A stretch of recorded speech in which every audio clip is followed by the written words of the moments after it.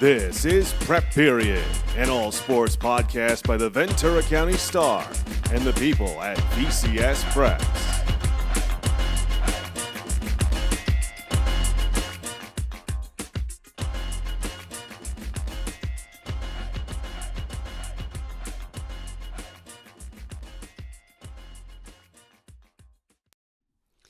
Hello and welcome to episode 18 of Prep Period, the Ventura County Star's all-sports podcast. My name is Dominic Massimino. He is Joe Curley. We are sports reporters here at the Ventura County Star. The football season has come to an end. It's been a long road, Joe. Longest. How cool was this season for you, covering two teams making it all the way to state? So this was my 25th year doing this, and this was certainly one of the most memorable. It's the first time we've ever had two teams go all the way to the 16th game. Unfortunately, both came up a little short, but it was a pleasure to be part of the ride with the Tritons and the Cougars, and really proud of the performances of Ventura County at large. Was an incredible year full of incredible performances, and really looking forward to following a lot of these kids as they continue their football careers at the next levels. And I think it's pretty fair to say that the state of Ventura County football is strong, my man. Strong. I was waiting for that. Yeah, been cool having this podcast has coincided with this football season, so they will be forever tied together, the debut season of Prep Period, and us talking about these guys not just in ink on the page, but with our voices with you guys. And so pretty cool season to have that be the case for.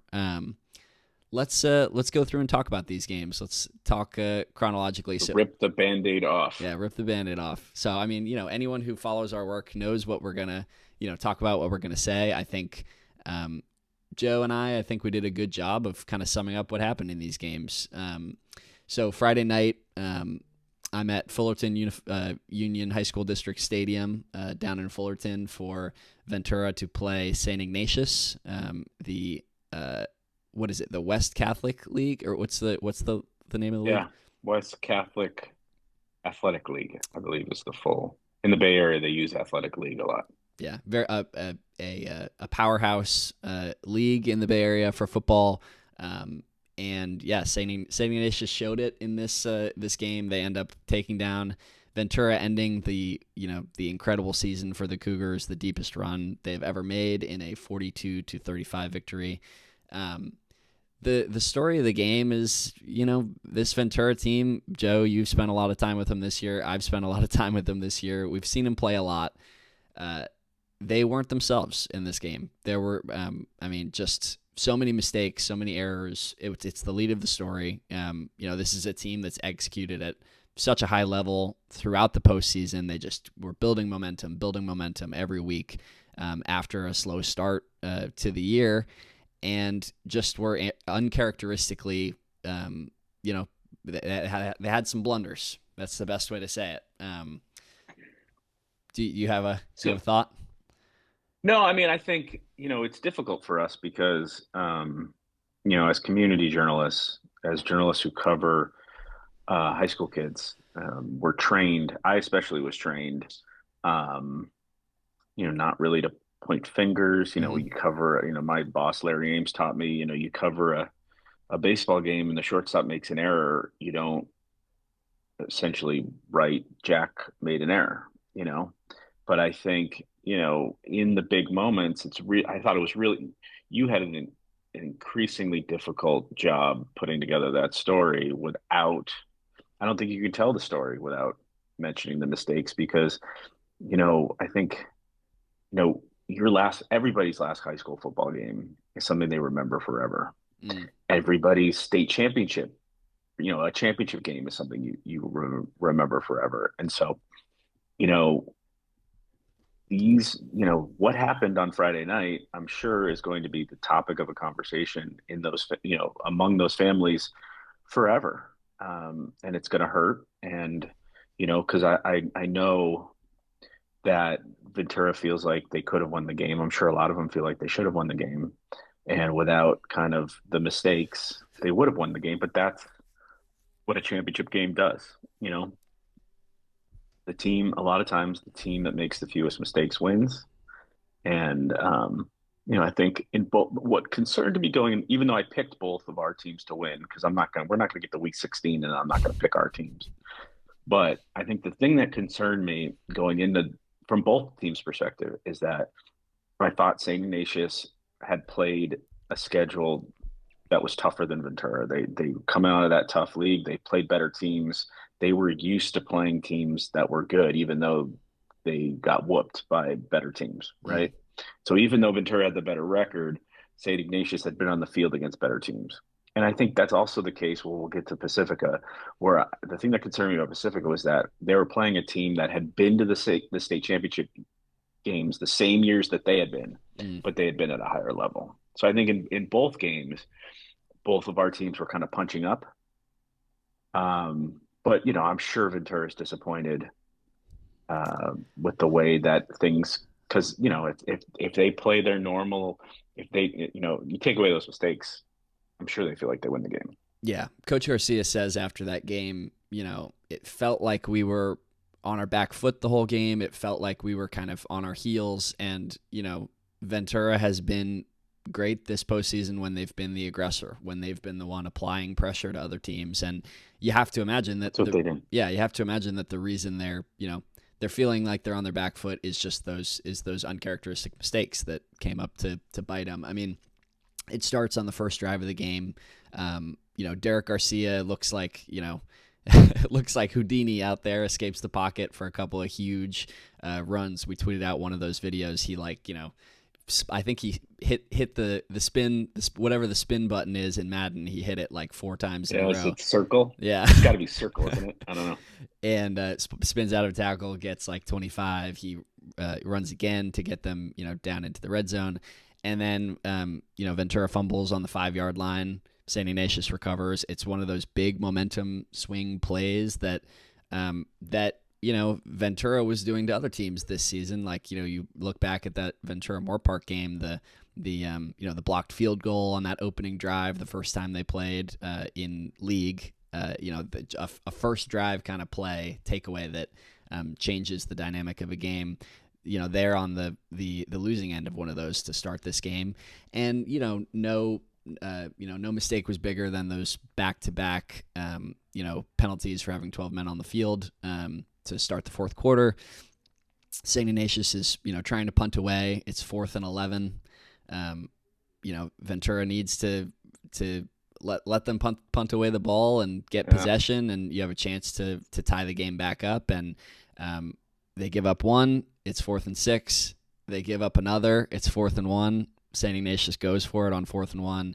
They convert. They go down and score, and it's a 2-possession game. And that's kind of where the Cougars were kind of clawing back for the rest of the game. They come back down. A very successful drive set up by a big pass to get out of their own territory to Woodworth. A big James Watson run. But then they're forced to burn a couple of timeouts because they can't get the play call in. They close within a score to bring it to the final score, 42-35, on a touchdown pass to Tristan Phillips from Derek Garcia. But they don't have timeouts. They can't stop the clock. St. Ignatius run game was successful all night, and they're able to convert, get that first down, and kneel out the clock. So, it's kind of those pressure points, just those 3-4 moments where Ventura wasn't itself.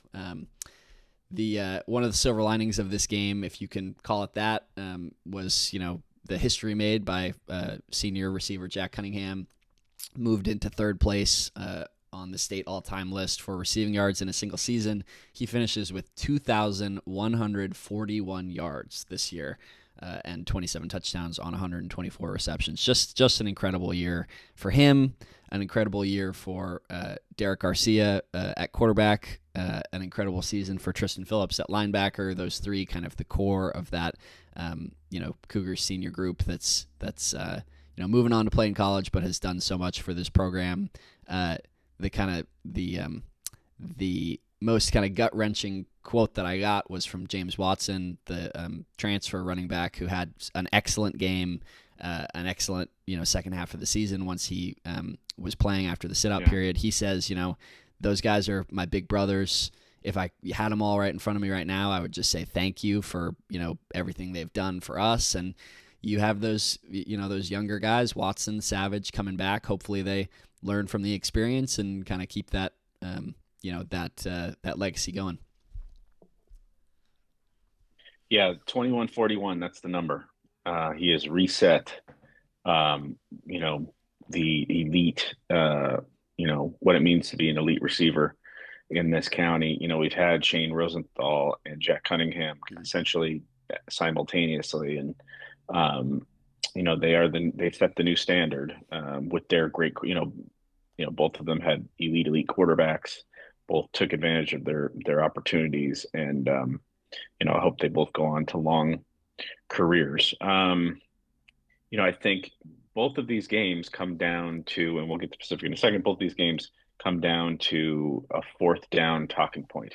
For Ventura, it's the fourth, where both teams are on the cusp of getting back in the game, have a chance to tie the game and extend the game. We might have, in an alternate universe, we might have had an overtime game this weekend, but, Ventura's down, 35-24, 28, and all they have to do is let St. Ignatius punt the ball to them. And so I credit the Ventura brain trust, credit the Ventura kids for answering the tough questions and stepping up. I thought seriously, Coach Garcia's quotes were phenomenal in that, I think a lesser coach might have run from that. I think it was, part of the head coach's role is to step up and answer the tough questions in a big moment like that. And I was very impressed with the way Ventura handled, the way that game played out. And then the Pacifica game, I guess we'll pivot to Pacifica. Everything kind of comes down to a 4th and 4 late where they're down 30. Was it the same score? 35-28. I believe think it was. Both teams were down 35-28, middle of the fourth quarter, trying to get the ball back to have a chance to tie the game. And that's when both games essentially ceased to be competitive situations. Pacifica, they have a little bit of a different ride where they score to go up first. They go up 7-0. They do a great job defensively in the first half. Most of the first half, they're up 7-0 midway through the second quarter, essentially defanging an offense that had just been mauling teams throughout the postseason. I mean, they put up a 70 burger in one playoff game. They, Central East had really not been had played a bunch of uncompetitive games and had beaten had put up 50 points at least in almost every one of their playoff games. And the question going into it was, okay, were they playing good teams? Were they playing teams that were not competitive? Like, where did these huge scores come from? Is Central really that good, or are they playing lesser competition? And I think what we found out was that they were playing good teams, that this team was legit. Yep. And because we talked a ton in the pregame about Brandon Smith and the Pacifica. We said the whole game was going to come down to Brandon Smith and the Pacifica linebacking core. And I actually think I thought Pacifica did a great job on Smith. Was phenomenal. Smith is a great, Arizona's got a great running back. He runs for 144 yards and 3 touchdowns on 27 carries. And I actually think Pacifica did a great job on him. Agreed. That wasn't the game. That wasn't the issue. Yeah. That wasn't the issue. The issue is Bayon Harris, the 6'4", 185-pound, run like a deer. I think he's a 10.5. I mean, he's got a whole bunch of scholarship offers. Bayon Harris is a kid who doesn't just look like a D1 receiver. He looks like an NFL receiver. He's like AJ Brown at 6'4". He was incredible. He injured one of Pacifica's linebackers, tried to make a tackle, and ended up with a broken nose and a concussion. That's how physically dominant this receiver was. So Harris ends up 14 targets, 11 catches, 175 yards, and a touchdown. He had a 90-yarder called back. So if that thing it doesn't get called for a hold, he's at 260 and 2 touchdowns. He also set up uh, Brandon Smith's 3 touchdowns. 2 of those are set up by Harris. So Yeah. and he also scored one of the most important touchdowns, which was their first. I was going to say that the running back, scores are he finished those drives for Central East, but the real suck the air out of the room plays in this game were from just that incredible receiver. I mean, it was as somebody who was home watching the stream, bugging Joe while he's trying to cover this game, like I was just in awe watching this kid play. So, I mean, you kind of couldn't ask to lose in a state championship game to a better team. They were pretty incredible. I got a question. I got a question for you, Joe. We are not. We will never have the football knowledge or mind of. Or we won't even have a percentage of the football knowledge or mind of anyone on this Pacifica High staff. But just the two of us, what little we know. What did you make of the defensive game plan? The way that Central East was able to just attack Pacifica in the secondary in the passing game. It was something that we weren't really like we said earlier in the show, something we weren't really prepared for to see in this game. So I think it was just the bind of those 2 stars. You couldn't put all the resources into stopping Smith and then have the resources you needed to stop Harris. I mean, I think, and I also think it shows you where the strength of the Pacifica defense was at the linebacking core. Typically Pacifica historically had a Division I second. I just think this was the timing of it was rough for the Tritons because the team that won the state championship 5 years ago, 6, whatever it was in 2019, had Division I secondary pieces. All the teams since have had Division I secondary pieces that you could put on. One of them is going to be a teammate of E.J. Harris, the guy who makes the play on the 4th down at Cal. If you'd have had a Devin Pugh or you had, any number of Josh Joyner, like any number of great Pacifica. I'm not saying this was maybe they have never had a player that could handle Bayon Harris. And maybe here's the moment to talk about just a little bit of the officiating, which I appreciated the way that you brought it up in your story because I'm sensitive. I'm always sensitive to our, not being homers in our writing, of being as accurate and fair to both teams as possible. I thought you were as accurate and fair as possible talking about the way this game was officiated, especially when it came to the calls that went against the Pacifica secondary. Can you talk about that a little bit? Well, I will say that the second touchdown. So Central East scores. Harris catches a touchdown ball, make it 7-7. Pacifica goes 3 and out. They punt the ball away, and essentially Fresno East goes nowhere. But a series of secondary flags essentially give them another touchdown. And some of them are like some of the worst PI calls that we've seen all year. There was one, the first one, there's on a 3rd down, there's nothing there. Like it's not a flag. And this is supposed to be a college crew that knows what they're doing. And so I'll criticize them because they're a college crew. I wouldn't criticize a high school crew, but well, maybe I would, but I wouldn't as hard as I would a college crew. I mean, there's some brutal calls. And so the second flag, you can literally see the 2 players, contact each other, and the Central East player dives. It was like a soccer dive. It was like diving in the box for a penalty. As a soccer guy, it reminded me of your favorite, Cristiano Ronaldo going down in the box to get a penalty. And if you're I don't know how you can't see that's not a flag. It's obvious. It's obvious when we see it in the soccer field. It's obvious. So I thought that 7 points right there should not have happened. Without that 7 points, it's a totally different game. There's also multiple scoring drives later in the game, in the second half, that are extended by holding calls.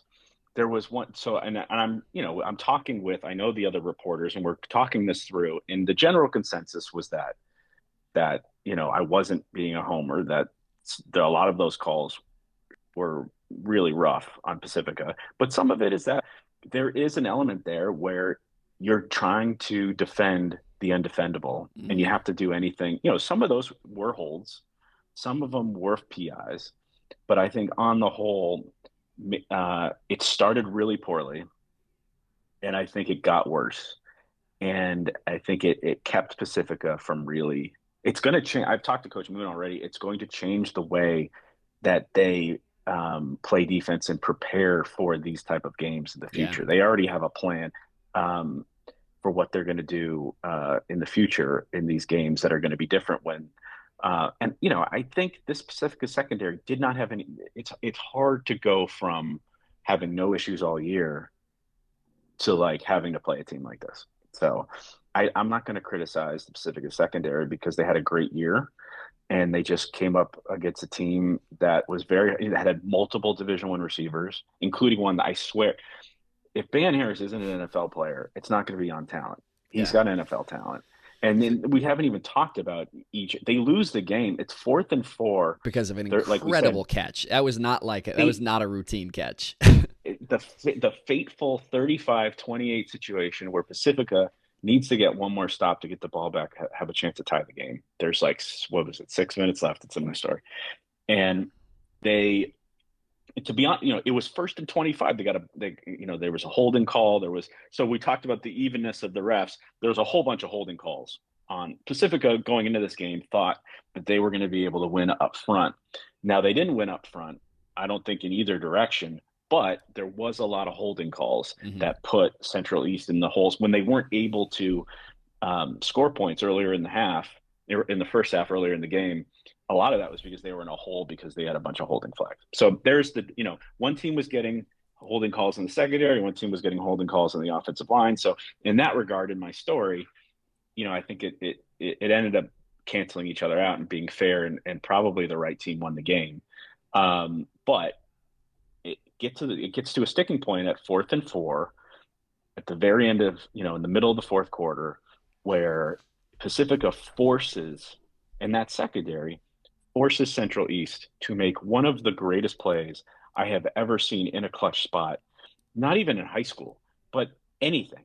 I Just mean, over his shoulder, having to track the ball I with a mean, defender right there on him. I mean, wow. I wasn't EJ. We got to get that his name right. I wasn't an EJ Morgan. I wasn't a Cal receiver, but I was a receiver, and catching the ball over your helmet, tracking the ball, and then catching it is the hardest thing to do as a receiver. That's the toughest catch. And Pacifica made EJ Morgan and Fresno Central East pull, like in the biggest moment, make the biggest play. So kudos to them. That's why they deserved the state championship game.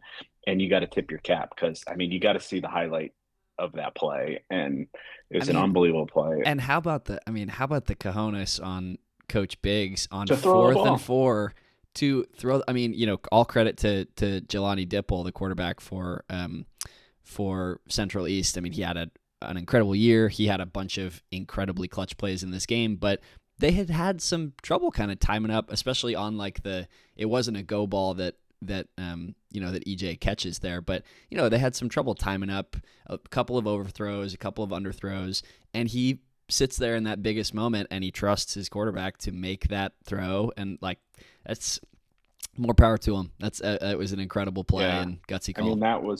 that was the backbreaker. From there, Smith gets his third touchdown run, and the game is over. And I think it's a hard. I shied away from the post game, of conveying kind of the emotion of the Pacifica kids. I mean, this was a team that has now lost back-to-back state championship games. Think about all that you put in for so long. Um, and to come up short in week 16 is just absolutely rough. And so there was a lot of tears. Other outlets um, reported who was crying. And I'm not going to, I think it shows how much it means. But I also thought that junior class really showed, um, who their mettle because they stood up and they took questions. I talked to both Taylor Lee and Isaiah Phelps after the game. I mean, Isaiah Phelps was like taking blame for the loss, and I was like, no, like You ran for 127 yards and 2 touchdowns and had 10 tackles and a sack on defense and have He been was everywhere. arguably one of the best two-way players in the state, if not the country, the last month, 2 months of the season. Like the kid absolutely has lived up to his four-star hype. The And craziest so, thing about that is that that's not for show. I mean, I'm sure he believes that. That's yeah, the heart of an incredible competitor who's going to be playing for a long time into the future is, he believes that he, is destined to be a great player and should be a great player now, I'm sure. And so, anything that's less than perfection and a win, feels like his responsibility. It's just a and then credit to the kid. and then Taylor Lee, I think it's quintessential quarterback, where the kid was the open for the Heisman Trophy ceremony. He's leading that first touchdown drive. As he's leading the first touchdown drive on ESPN or ABC, I don't know what it aired on, but there's literally a featurette in which Pacifica High is featured, and he's featured in the Heisman Trophy ceremony. It's like him throwing balls at Pacifica. I don't know if it was his bedroom, but he's Push-ups waking in his up in the bedroom. morning Yeah. and like doing everything, and he's in the gym at Pacifica lifting, and he's out on the field, and they're showing him interspersed with the finalists of that award. And so he's got this huge moment where he's on a national broadcast. His face is there on a national broadcast, symbolizing like where these players started. And he goes out, he breaks Brady Smigel's single season Ventura County touchdown pass record, 53. Two huge moments on that day, and he didn't want to hear about either of them Huh. in that moment because obviously he had just lost a state championship game, which to him was the one thing that mattered on that day. So, I think that said a lot about Taylor Lee, who was also banged up playing. I'm sure he got hurt during the game, and so was playing. Did not come out of the game despite what appeared to be, a non-throwing shoulder injury or a collarbone, some sort of upper body Mm-hmm. on the other side of the shoulder pad.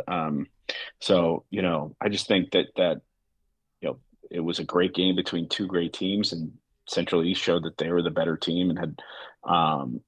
And I'm sure, both teams are going to end that experience with regrets. But overall, considering what they've done, they're both CIF champions. They're both Southern California regional champions.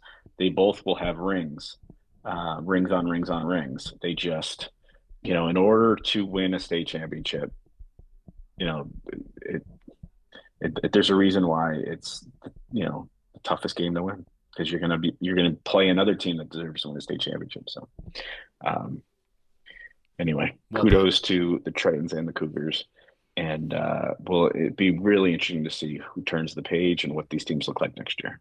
Yeah, that's what a great way to end our live coverage of football this season. I don't want to say to end our coverage because we have a couple of things coming up that we will talk about to kind of tie a bow on this season for football. An incredible year, but yeah, thank you to all of you guys for following along, reading our stuff, listening to the pod, being fans of football in the 805. It's been pretty cool. One last little bit of football. Do you want to jump ahead to second period? Did we do stat of the week? So the Deuce stat of the week was essentially Taylor Lee breaking Smigel's touchdown pass record and Cunningham setting the county record at 2141 for receiving yardage. So I think A record-breaking don't. weekend. That's the stat. Yeah, those are the hurdles as a track guy. The bar to go over for the next generation has been set, and I'm sure again as records are meant to be broken, so we'll see how long those records stay. So moving into kind of the beginning of off-season news here, some news out of Westlake Village, Oaks Christian, and head coach Charlie Collins parting ways. The Lions were 58-34 in 8 seasons under Collins, who earned the full-time job after taking over on an interim basis in 2018 and directing the Lions to a 12-1 season that year. An incredible job that Coach Collins did over there. But yeah, Oaks Christian opening up that job. I saw the posting, I think, the other day. Just what was your kind of reaction to this, given how the the Lions have played in recent years. I mean, there's a really high, the demands of the Oaks Christian job. You're taking over for Bill Riddell and Jim Benkert, who both, um, won CIF championships. Bill won multiple CIF championships, kind of invented what Oaks Christian football was. Taking over a team a school that essentially was built in 01, I think, right after the millennium, and was one of the that was a dominant small school force, showed that they could step up to the big school, large school. Had one of the more lauded high school teams in national history with the Jimmy Claus and Mark Tyler team that beat St. Bonaventure, in one of the biggest games in local history. Jim Bankert comes and does arguably the greatest season in Oaks history, or at least the biggest win, which was their Division II CIF championship in 2017. He leaves the team, and Collins is the offensive coordinator on that team. He takes over in 2018. Oaks, when Oaks is firing on all cylinders, they're the best program around. And so there's a different kind of, the expectations at Oaks Christian are different than, maybe a public high school, in the Conejo Valley or elsewhere. And so, I mean, the guy won 63% of his games.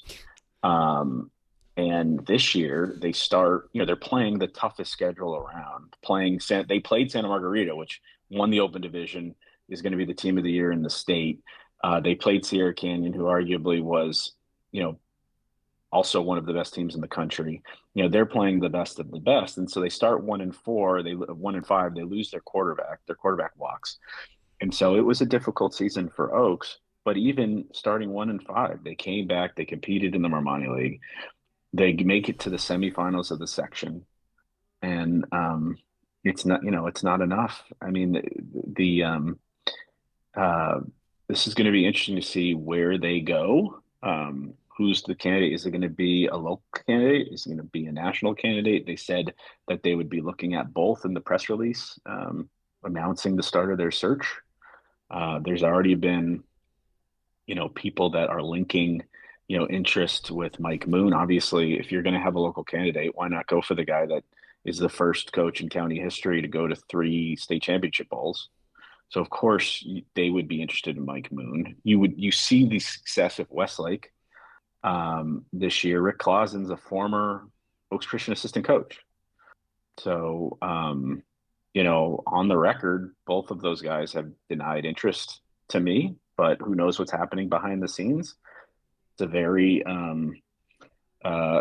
good job with very good benefits, and but I don't know. I think it would be really interesting if, obviously Rick Clausen would have success there. He's shown he had success at Calabasas. He showed what he could do at Westlake.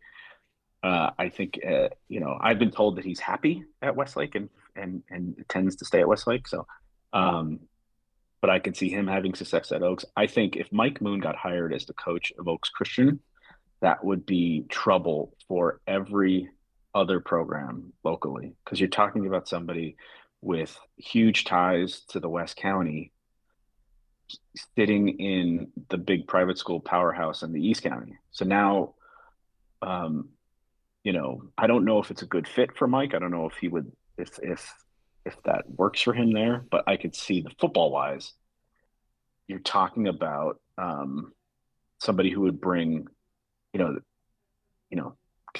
of the talent that's at Pacifica now. If that talent was at Oaks Christian, followed by what you could do in the Conejo Valley and the east side of the west side of the valley. I mean, I think that's no wonder there's already linking, there's already reports that they're linking Moon to that job, because I'm sure Mike Moon would go there and all of a sudden Oaks Christian would be an absolute beast again. So I will say officially that I think the hire is going to be somebody else. That's my gut, but I haven't talked to anybody else yet. That is not reporting, but that is your informed. This is my, like I said, I haven't talked to anybody at Oaks yet. We've been busy with state championship stuff. Um, and so, but I think, yeah, who knows? But look at we've said over and over again, coaches are programs. Look at what Carson Palmer has done at Santa Margarita. You make the right hire, all of a sudden Oaks Christian could be, you know, Division two champion, Open Division champion. You know, if you do what Santa Margarita just did, Oaks Christian has the potential to turn around like that program. Yeah. So, I mean, they were literally on the same football field just a couple months ago. So, it'd be a really interesting thing to follow as we go forward because it's gonna have huge ramifications in the Marmani League going forward. Who coaches Oaks Christian obviously is a huge deal in local football. So we will be paying attention, seeing what the Brain Trust is doing over there. And the you got anything on that? Anything you want to share? I mean, no. I'm gonna keep the only thoughts I have to myself. We'll see what happens. I'm the only one that's got to. Oh, I'm just kidding. Putting out there. We'll see. I could be wrong. I mean, I'm wrong. I'm wrong. It would be according. I'm wrong 30% of the time. So. The most like interesting thing to talk about with the whole. I mean, so we talked about two possible hires, and Rick Lawson, who has history with that program. I mean, he's been in that locker room. He's coached for that team, and you talk about Mike Moon. Those are like the two kind of fun candidates to talk about. It would be shocking to me if Mike Moon left Pacifica for just not even behind the scenes. Anytime you talk to Mike Moon about his program, about the kids at Pacifica, about the kids who he coaches, I mean, there is like a familial father-like pride of those kids, of what they have built there, of what, it's just and the underdog nature of what it means to be a Pacifica head coach, which would be totally flipped. Yeah, it goes from being exactly what you just said. So I'll say this: I cannot imagine Mike Moon leaving that junior class after what they've been through the last 2 years, after what next year could be, the job of them finishing. I don't think he would make that move unless he was forced to. So Mike Moon's not going anywhere. He's literally, like I said earlier in the pod, they're already talking about ways that they're going to defend, what they're going to coach the secondary to do next season when they're back in the state playoffs again. So, I don't see him being on the move at all unless for some reason he's pushed out. Which why would you push out the best coach in the area right now, considering Pacifica is the big dog at the moment?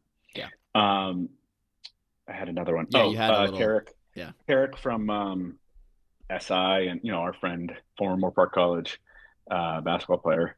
Tarek, when he wrote his story about this, he linked Oaks Christian to Andrew Whitworth, which is interesting. Who I've obviously, when I covered the Rams, I interviewed Mr. Whitworth, who is, would be a phenomenal hire for anybody. Obviously, he has ties to Westlake at the moment because I believe he has at least one, if not two, of his kids going there or will be going there soon. So I think that's the same. I think that would be the same as Coach Clausen moving over. You could walk from Westlake to Oaks Christian. Obviously, there's the former rivalry that is paused at the moment between the two schools. And the way things are going, I think you could honestly look at Westlake being back in the Romani League, back playing Oaks Christian within 2 years. Yeah. If Clausen stays at Westlake. So I don't know if I would have linked Whitworth to Oaks Christian either. But that's what Tarek did. And we'll see. Those are the three names to kind of think about locally. And again, my gut is somebody from outside coming in. Gotcha. Well, so the last opportunity for local high school football fans to see high school football players, high school flag football players, is going to be at the National Football Foundation All-Star Game, which you're going to cover because you're still around. You got it last year. I'll be jet setting off to a beach somewhere. But yeah, tell us about that game and what you're most excited to see. Yeah, so we had the first edition of this game last year at Simi Valley High. From you can speak about that. You cover that game. Flag football is going to be 4 o'clock on Saturday at Simi Valley. Tackle football is going to be at 7. To me, the really cool aspect of this last year, the West team was Ventura County and LA County together. So you had a rooting interest, but it still wasn't a total Ventura County team. The hook that when I wrote about this earlier is that it's, for the first time since 1972, Ventura County has a team Ventura County. It's essentially going to be all our kids. That is really cool. Essentially our all-county team playing a football game, which is, people, when we tell people that they've been selected to the all-county team, a lot of times you get in soccer and other sport, is there a game? Is there a game we get to play? Yeah. And this could be kind of that version of a game. Yeah. Dustin Croik from Agora is coaching the team. You've got Gavin Gray, the Agora quarterback, is it's a big day for him. Potentially gets to flex as he's still trying to get a scholarship, kind of flexes his skills on playing with. You got Jace Franco and Jeremiah Barrios from St. Bonaventure are confirmed. Also, how about a defensive line that includes Matt Perez, God, I'm reading it Ryan right now. Schlumbo, Dean, and Isaac Simpson together. So the guy, the two of the better defensive players in Ventura County history, certainly the last 10, 20 years, playing side by side. So Jackson Roberts and Shane Feller in the backfield together. Tyler Starling obviously going to be catching balls from Gavin Gray. You want to say anything about Shane Feller? Jessica Alba, Shane Feller, future Sage Hen. Let's go. Future Pomona committed Pitzer, to Pomona Pitzer. So congratulations to him for donning the orange and blue. And those are some of the names. Juju Hernandez of Pacifica, and Jesse DeAlba of the bunch of Ventura. I love the fact that Ventura and Pacifica were playing football last week, and these kids are just going to go right into an all-star game. So there's been a lot, over the years, not controversy, but discussion about when this game should take place, and should it be in the summer, should it be in February? Now it's right before Christmas, which is the reason why one of the best players, the flag football game, is not going to be there. So there's never a perfect weekend to put this game out there, but I mean, I think this could work. The flag head coach is Simi Valley's Tanya Wiseman, and just some of the players who are committed to play for the West, which is also going to be a Ventura County team. Greta Heath, the Marmani League MVP, the Newbury Park quarterback, is going to play in it. Addison Klotch, who happens to be one of the best locally in another sport. Stay tuned. So cool. She'll play for Agora. She's an Agora kid who's going to play for Team Ventura County. Alexis Scott of Simi Valley. Vanessa Cano, the quarterback of Oxnard, is committed. Shay Torres of Ventura. So it's going to be fun. And I know that what were your memories of covering the first edition of this game last year? Yeah, I have two things. I mean, first off, that was I got out and covered a couple of flag games in my tumultuous first season at the Star, but it really was kind of one of my first opportunities to just be there, start to finish of a game, and just watch and enjoy. And even though it was an all-star game, it was just so exciting, so fun, super competitive. Both teams wanted to win. It was just very cool, and a cool way to kind of, as a fan of these teams and stuff, you're trying to track them all over the county and see all of these players, and it's a cool place to finally get to see every single one of them on the field together, or a vast majority of them. So that was really cool. And then last year, the way that we kind of wrote the story last year on the football game was it's the last opportunity, as you mentioned with Gavin Gray from Agora.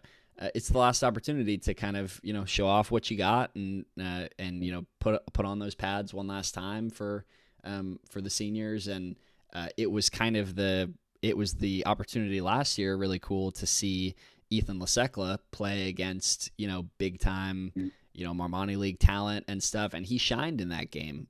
Everybody was talking about him afterwards because he showed he could compete with those guys. I think he's at Moorpark College now.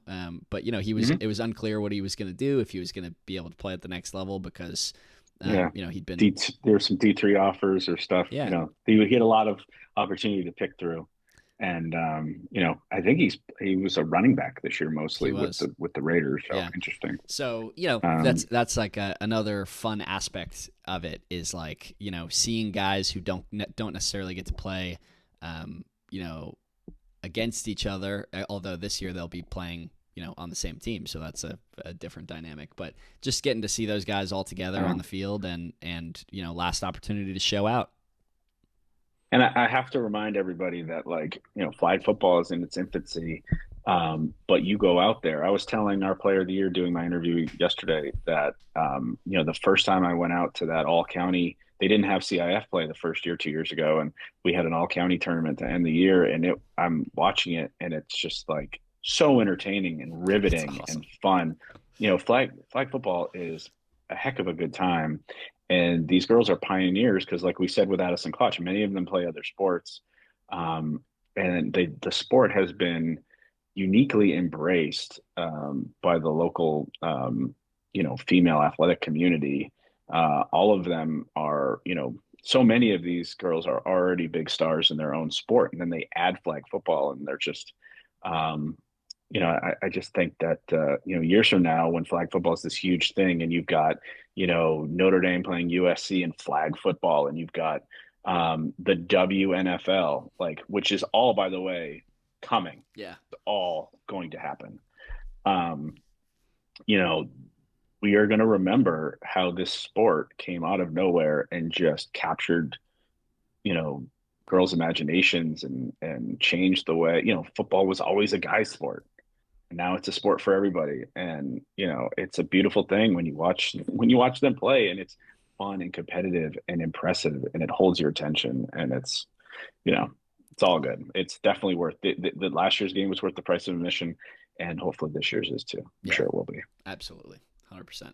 And then one last thing to keep your eye out for, as the longtime readers know, I am kind of on the basketball beat. We share all of our responsibilities here, but I'm on the basketball beat here at the Star. And I'm working on player rankings for early season, diving into that, talking to coaches, learning all about these teams, hot starts for teams like Thousand Oaks on the boys and girls side, the Oaks Christian girls team off to a super hot start. Ventura and Oak Park faced each other in tournament play, and Oak Park got a big win, that kind of super team that they've built over there with Charisma Lewis and Maya Deschâtel and that kind of stuff. So lots of fun stories coming out. Keep an eye out for that. And tonight, if you want to go watch history be made, courtesy of Derry Eads, we're kind of, whoever's watching live now, you're getting the first, you'll be the first to know. Yeah. The Ventura girls basketball program has won 999 games as of going into tonight's Channel League game against Pacifica in Bob Tuttle Gym. There's 999 program wins, so a chance to reach that 4-digit mark tonight with a win. An incredible program, and the craziest part of it all is that the only other program confirmed to have won 1,000 games is Buena, another team in the city of Ventura. Oh, I have you literally froze while I was doing my whole thing. That's crazy. Here, 1 second. No, that's how it works. It goes. Here, let me do it.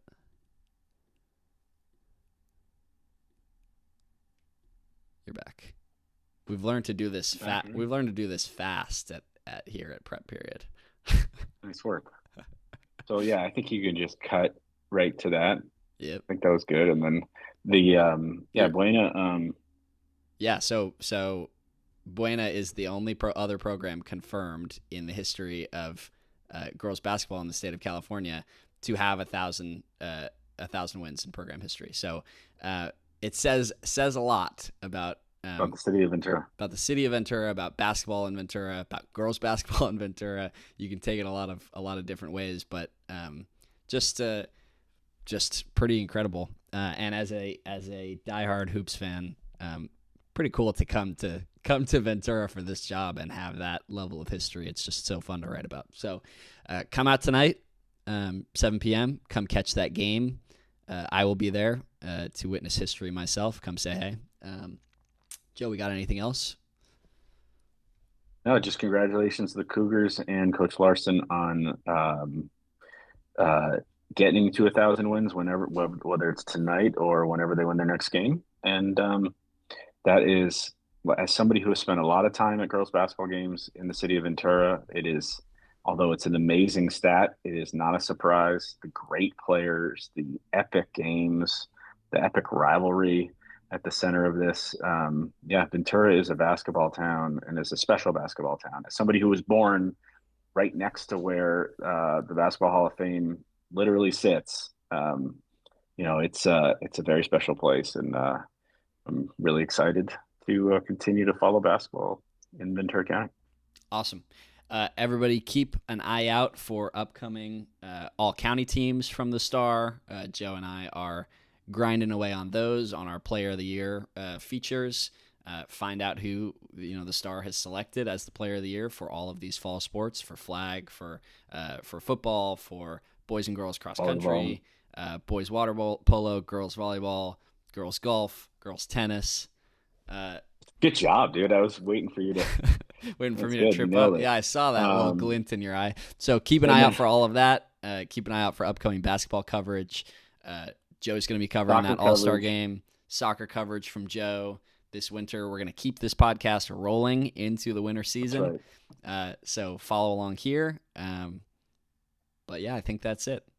Good job, Dom. Dom and Joe signing off on episode 18 of Prep Period. Talk to you guys next time. It is a gift to Martin. Martin gets the first down and more. It's a nice little screen to the left-hand side. One play, and see ya later. Caldera dives into the end zone. Touchdown, Oxnard. What a fitting way to end that run. He's at the 40. He's at the 20.